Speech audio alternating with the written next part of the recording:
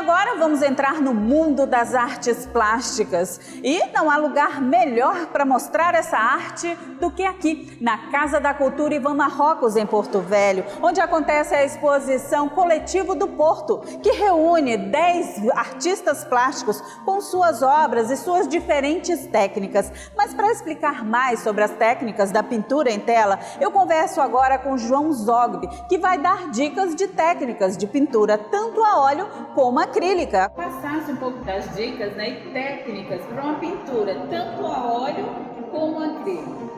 Exatamente, nós temos aqui a tela, né, que é um objeto esticado aqui, é um tecido esticado nesse bastidor aqui de madeira. Isso aqui é adquirido nas papelarias, pode fazer também, né, que é um trabalho do artista prático, né, faz parte. Aqui são tintas, né? Existe uma variedade de tinta, né? Tanto a óleo como a acrílica, só que a técnica é diferente. Quem trabalha com acrílico é mesmo que estivesse trabalhando com aquarela, você tem que trabalhar diluindo e aproveitando o branco da tela, porque senão você não vai cobrir mais essa tinta que você colocou. Então você sempre que tiver fazer uma transparência, no caso de uma garrafa e tal, alguma coisa, você tem que contar também com o branco da tela. Já o óleo ao contrário, você vai pintar essa garrafa, você pinta ela de azul, né? Ou verde, como você queira fazer a cor da garrafa. Aqui eu estou trabalhando uma pintura que a gente chama de natureza morta, são objetos, né? Geralmente as pessoas trabalham com frutas, trabalham com flores, e eu gosto muito de trabalhar com esse tema aqui do vinho, né? Das coisas bem interessantes de dividir, né? O óleo, ele aceita a cor mais clara em cima da cor escura. Isso é importante saber disso aí. Porque às vezes as pessoas chegam assim, por que eu não consegui a transparência no meu trabalho? É porque quando você está pintando, algo que vai ficar transparente, tipo vidro, tipo uma luz na janela e tal, como eu estou fazendo essa cortina, que ela pode ser, aqui é transparente, né? Eu preciso de entender primeiro onde está a luz.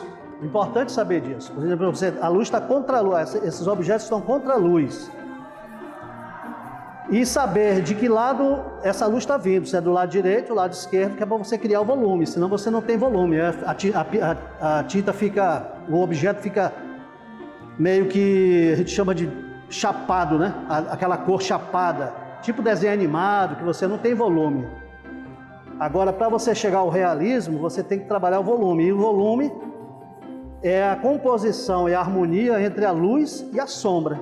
Muitas vezes a gente usa a palheta, que é outra coisa importante a gente saber. O uso da palheta não é só para misturar as tintas nela.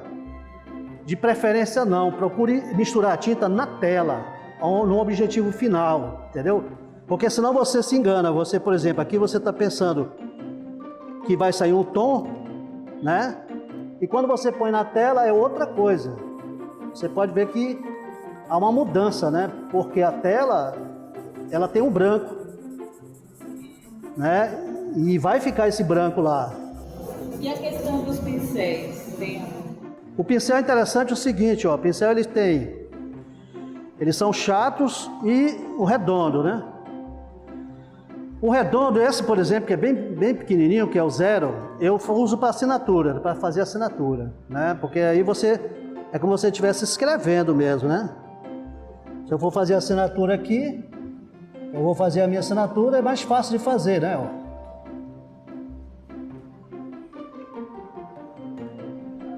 Eu tenho que botar tinta, né?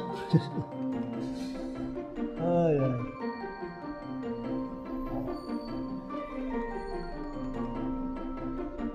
A assinatura é uma coisa interessante também, o pessoal que está começando aí. Muitas vezes você vê a assinatura da pessoa muito grande, ou às vezes ele coloca aqui do lado, às vezes coloca aqui por cima. Isso não é legal. Dá a sensação de amadorismo, né? Os grandes mestres, por exemplo, eles terminavam a assinatura como se fosse o último pincelada. Eu fiz aqui só para dar uma demonstração. Mas na hora que eu terminar a obra, eu assino aqui, ou eu posso assinar desse lado. Melhor de te ver, porque você vai ver a primeira obra e depois que vai ver a assinatura. Os pincéis são chatos, né? Geralmente para você diluir, como nós estamos fazendo agora, né? Nós estamos diluindo a tinta, temos que diluir, não é bom você direto do tubo passar para a tela, a não ser quando você já é um mestre, aí quer mostrar que pode ser possível essa técnica, e você vai lá com o tubo, né? Eu faço muito isso, às vezes eu pego o tubo e saio pintando, traçando assim, é legal também, é uma forma de expressar, né? Mas para você que está começando aí, ó, a expressão com pincel chato é porque ele te dá mais condições de você preencher os espaços mais rápido, né? Inclusive com mais perfeição, né? Como do jeito que você quer que fique. Esses são os traços. Existe pincel redondo, como eu mostrei que era para assinar, né? Que eu uso os pequenos. Mas existe pincéis desse tamanho também, do número 20, o 18. São pincéis que você faz um traço diferente. No caso dessa cortina, num trabalho que puxa para o redondo, a expressão, o pincel também é importante. Existe pincel que tem cerdas separadas, que te ajuda a fazer cabelo, a fazer pelo de animal.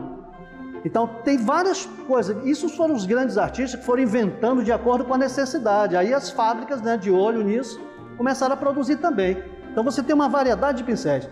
Um conselho que eu dou: compre pincel sempre da cor vermelha, tá? Isso aqui não é vermelho, você vai dizer, mas isso aqui é marrom. Essa tendência do vermelho, do marrom, do magenta. Existe pincel amarelo. O pincel amarelo é da cerda dura, é para artesanato, somente. Para pintar cerâmica, para pintar cestaria, para pintar qualquer coisa. Para tela, são pincéis vermelhos. Isso é uma convenção, né? Você vai se onde tiver o pincel vermelho, é para pintura artística. Por quê? Eles têm que ser macio para não arranhar a tinta. Você está pintando, você não está raspando. Então tem todo um cuidado aí, né? E o pincel, a cerda escura, dura, aliás, ele arranha, ele deixa marcas, né? Ele não... Porque às vezes você quer, por exemplo, para fazer aqui a fundição, você vai fundir uma cor na outra, no caso aqui o vermelho, o azul, né? Que eu estou querendo fazer aqui, tem um... Aí eu preciso do branco para me dar uma transparência. Aí eu tenho isso, ó. Eu com pincel duro não ia conseguir mesmo. Você não quer pintar? Experimentar? Experimente. Pegue o azul aqui e passa aqui nesse fundo aqui, ó, é legal, ó. Sempre apertando assim, puxando, ó. Isso é pintar, ó. Já é o começo, a técnica.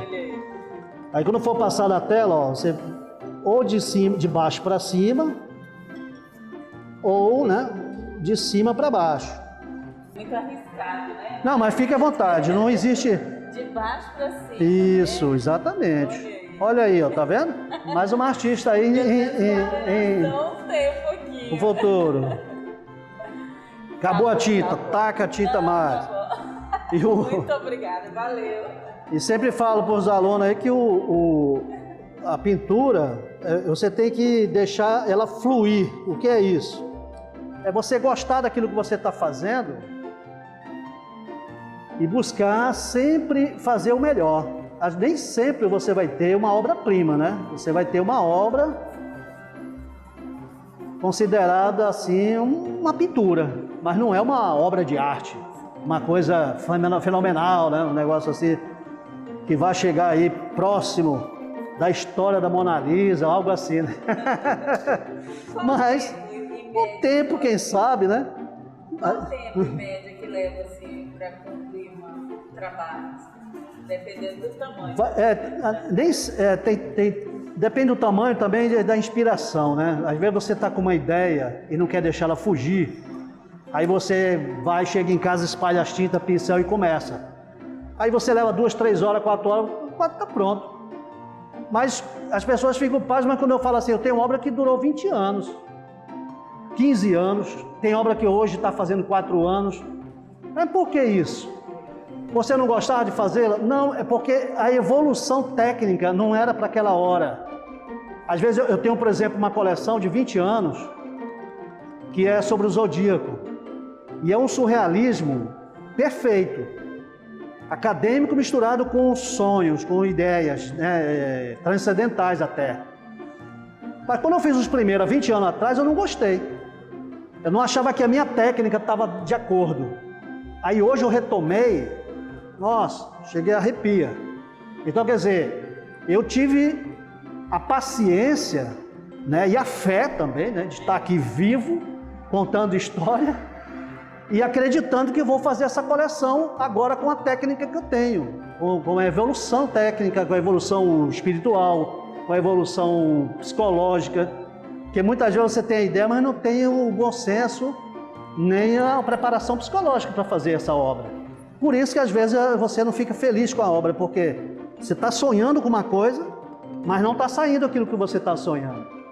E pintar é transformar o sonho em realidade, né?